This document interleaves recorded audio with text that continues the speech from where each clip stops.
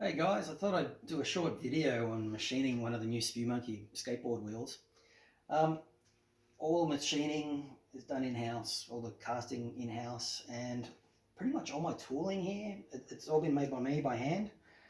From this holder for the wheels, to the cutting tools, to this tailstock fitting. Here we go, I'll load up a wheel, you can see, and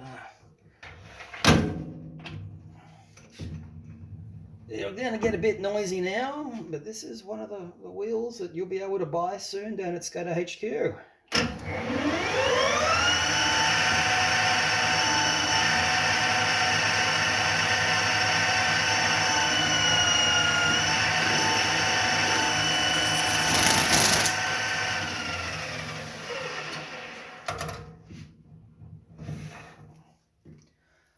And that is one finished wheel. This one's a 98, 99A, and it's based on the Spitfire Classic shape and size at 54mm. Hey guys, thanks. See you later.